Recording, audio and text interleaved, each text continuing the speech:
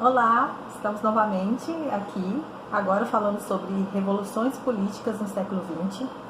No século XX ocorreram várias experiências revolucionárias, muitas mudanças sociais.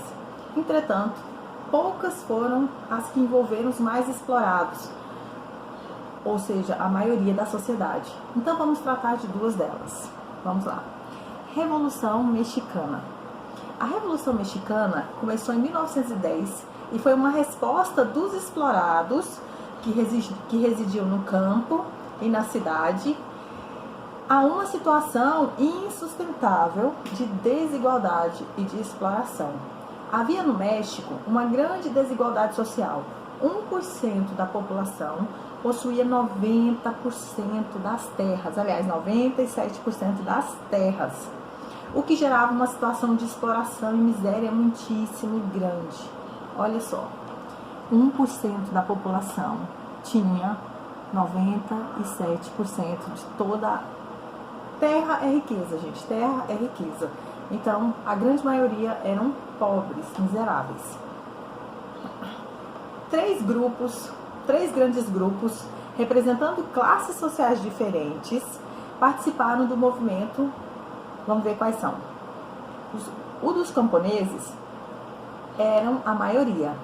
Seus líderes mais conhecidos foram Pancho Villa, no norte, e Emiliano Zapata, no sul. O dos trabalhadores urbanos. Bom, eu falei ainda, são três, né? Falei dos camponeses, agora dos trabalhadores urbanos, organizados em torno da Casa del Obrero Mundial, COM, de orientação inicialmente anarquista. Essa organização, essa Casa do Obreiro Mundial, ela tinha os fundamentos lá no anarquismo, que nós já estudamos o que é, tá bom? E o outro movimento era o da burguesia urbana e rural, liderado por Francisco Madero, não Madeiro, igual aquela franquia de sanduíches Madeiro.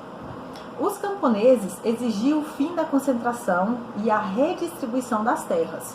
Certíssimo. Gente, essa luta, ela é atual, viu? O movimento dos sem terras é esse movimento de tirar a terra da mão de quem tem terra só para ter, que vai herdando, porque um dia alguém invadiu e a terra foi chegando, porque as pessoas vão morrendo e vai deixando para os herdeiros e não sabe nem o que fazer com tanta terra. São terras improdutivas que podem produzir alimentos para quem tem fome. Então, os camponeses exigiam, né, que desse fim a essa concentração de terras e houvesse uma redistribuição. A burguesia exigia que fossem definidas regras claras sobre as eleições para que implantasse uma democracia do tipo liberal. Vai vendo. Vocês sabem que o liberalismo não é legal, né? Aqui no Brasil, o liberalismo é muito pernicioso, é terrível, porque expolia o pobre, favorece o rico, faz com que o Estado seja mínimo. Isso é muito ruim para um país que tem uma moeda que não é forte ainda, uma moeda que não consegue brigar frente a frente com o dólar, que sofre muito com a inflação, com o desemprego e o poder de compra pequeno. Então, o liberalismo não é bom para um país assim. Todas essas especificações que eu falei aqui, nós temos aqui no Brasil, infelizmente. Então, e os trabalhadores urbanos, por sua vez, que não tinham nem o direito, nem liberdade de expressão e reunião, exigiam os direitos garantidos pela Constituição. Então, vamos rever. Os camponeses exigiam o fim da concentração de terras na mão de um montão de gente. Os burgueses, tanto rurais quanto da cidade, eles exigiam que houvesse uma democracia e que fosse instituído o liberalismo. E os trabalhadores urbanos, que não tinham nem o direito, coitado, nem liberdade de expressão, nem podiam reunir, eles exigiam que os direitos da Constituição fossem garantidos a ele, que é o direito de reunir, a liberdade e ter os direitos. Então, todos esses três direitos, eles são legítimos, com exceção desse lance aí de querer o liberalismo, porque o liberalismo não é legal para o Brasil. O problema não está nem no liberalismo em si, o problema é como ele é aplicado aqui no Brasil, que é extremamente danoso. Certo. O movimento estendeu-se até 1917, quando foi promulgada uma nova Constituição para o México. Várias reivindicações dos camponeses foram atendidas, mas todas sob o controle do Estado. Foram atendidas, mas o Estado teve que segurar ali, debaixo da orientação do Estado, do controle do Estado. Grandes propriedades, principalmente as da igreja, foram expropriadas e repartidas. Adoro! Possibilitou-se a manutenção das terras comunais na forma de cooperativas, mas a reforma agrária, né, que é a divisão dos latifúndios, propriamente dita, não foi realizada. E a restituição das terras usurpadas não se efetivou também. Assim, os camponeses tiveram muito pouco o que comemorar. Aos trabalhadores urbanos, garantiu-se uma série de novos direitos, como jornada máxima de 8 horas por dia, regulamentação do trabalho das mulheres e dos menores, porque nessa época a criança trabalhava à revelia, trabalhava, começou a mexer os dedinhos, já estava na fábrica trabalhando. E também arrumou a jornada do trabalho noturno, do repouso semanal, das férias e das horas extras remuneradas, que não tinha limite de horas de trabalho. Esse negócio de trabalhar 8 horas por dia é revolucionário. De você ter um descanso semanal, revolucionário também para a época. Isso demorou pra caramba para chegar aqui no Brasil. 1930, mais ou menos, que isso foi instituído aqui no Brasil. Além disso, foram regulamentados a liberdade de organização sindical e o direito à greve, como também a outros direitos. Então, nessa, os trabalhadores urbanos, com a Revolução, tiveram muito êxito. Eles foram mais exitosos. E a burguesia industrial, os banqueiros, os grandes comerciantes e proprietários de terras, em nome da Revolução Mexicana, constituíram o Partido Revolucionário Institucional, PRJ, que se manteve no poder de 1929 até 2000. Então, continuando, agora vamos para a Revolução Russa. E essa Revolução Mexicana, ela acabou impactando aqui no Brasil, na época do governo de Getúlio Vargas, que mais ou menos em 1930, 1932, ele colocou esses benefícios para o trabalhador e teve um grande impacto. Lembrando que foi um conchavo entre as indústrias e os trabalhadores, porque Getúlio Vargas era um governo bipartido. Ele agradava tanto os pobres quanto os ricos e ele tinha uma facilidade enorme em executar isso, porque ele não tinha bancada de oposição, porque a bancada de oposição era constituída por ele mesmo, era um governo ditatorial, ele ditava as regras, tirava quem ele queria, colocava quem ele queria, então ele conseguia fazer toda essa parada de agradar ricos e pobres, e ele conseguiu trazer os direitos trabalhistas, os concursos públicos, trazer um pouco mais de estabilidade para o trabalhador. E também fez com que os ricos enriquecessem muito. Então vamos para a Revolução Russa. Enquanto os mexicanos conquistavam sua Constituição na Rússia, a sociedade fervilhava.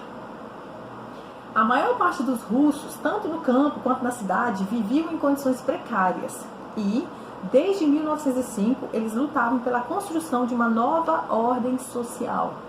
A Revolução Russa de 1917 começou com a derrubada de Czar em fevereiro e culminou com a tomada de poder pelos bolcheviques, liderado por Vladimir Ilyich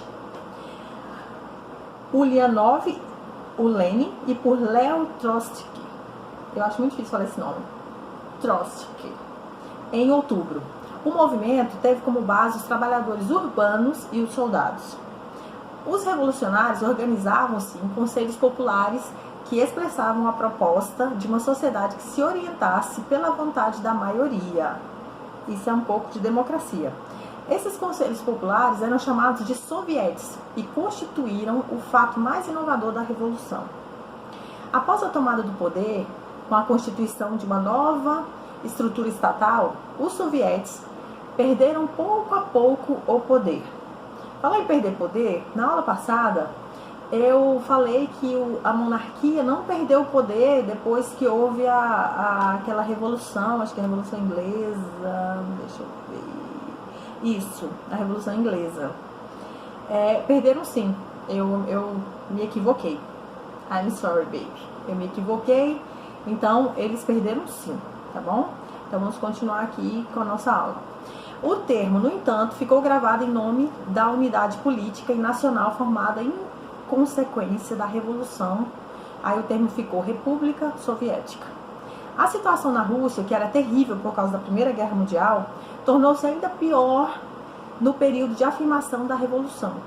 Mesmo assim, a propriedade privada foi extinta e procurou-se alterar a estrutura estatal e de serviços, como educação, saúde, transporte ferroviário e o sistema bancário. A grande dificuldade foi mudar a estrutura da propriedade rural, que era medieval ainda, e a condição dos camponeses era extremamente precária em todos os sentidos. Assim, foi necessário primeiro privatizar a terra para depois torná-la coletiva. Isso só foi possível com a concentração do poder pelo Partido Comunista e pelo Estado. Em 1922 foi criada a União das Repúblicas Socialistas Soviéticas, URSS, formada por 12 repúblicas, todas sob o comando político e militar da República Soviética Russa. Depois da Segunda Guerra Mundial, mais 3 repúblicas foram incorporadas à URSS. Em 1924, com a morte de Lenin, Joseph Stalin assumiu o comando da URSS e aprofundou a concentração de poder do Partido Comunista e no Estado, eliminando a oposição. A partir de então, uma revolução que nascera com o propósito de transformar o sistema anterior e garantir a liberdade para todos, acabou gerando uma sociedade que teve grandes problemas econômicos. Mas esses problemas econômicos, depois eles foram resolvidos à custa de um Estado autoritário que oprimiu a maioria da população. Gente, isso aqui é um Estado ditatorial. É um Estado ditatorial. Ok, a União Soviética desmoronou na década de 80, tendo seu fim assinalado pela queda do Muro de Berlim em 1989. Deixou oficialmente de existir em 91. Além da experiência russa, outras revoluções populares de orientação socialista ocorreram no século XX. Podemos citar alguns exemplos. Na China, em 1949, houve a revolução liderada por Mao Tse-tung. Em Cuba, em 1959, um movimento revolucionário encabeçado por Fidel Castro e Che Guevara. No Vietnã, de 1945 a 1954, o movimento liderado por Ho Chi Minh. Então, houve essas revoluções, né, praticamente no planeta inteiro, porque era a vibe da época. Então, vamos fazer um breve balanço para terminarmos a nossa aula. Como se pode perceber, uma coisa é o início de uma revolução com seus propósitos transformadores. Outra coisa é a situação pós-revolucionária ou institucionalização da revolução. Em que momento inicial de tomada de poder e alteração das estruturas políticas, econômicas e sociais é preciso deixar para trás um montão de coisas? É necessário saber esse momento. É necessário, então, criar novas instituições, reformular as antigas para que a revolução possa se desenvolver. Com o passar dos anos, a liderança muda, as situações internas e externas se modificam, aparecem interesses novos e são necessárias novas ações que podem gerar maior emancipação ou não. Algumas revoluções, como a do México, são populares, mas depois, no momento inicial, as demandas da maioria do povo são deixadas de lado. Gente, quando se diz revoluções populares, nós estamos falando de revoluções que impactam positivamente, ou pelo menos as propostas da revolução, elas vão impactar positivamente a maioria da população, por isso populares. Agora, se a revolução for elitizada, ela não vai contemplar nada que possa beneficiar o pobre, pelo contrário. Às vezes é um pouco mais de escravidão, um pouco mais de expoliação, um pouco mais de pobreza para a classe pobre. Continuando. Então, os exemplos analisados aqui são de sociedades que alteraram sua estrutura, o seu modo de vida, mas avançaram muito pouco no processo de liberdade e emancipação. Podemos então dizer que são parâmetros para futuras mudanças. Então, todas essas revoluções, elas servem de base para mudanças e não deve se estacionar ou institucionalizar a revolução. Pelo contrário, tem-se que dar continuidade àquilo que foi conquistado.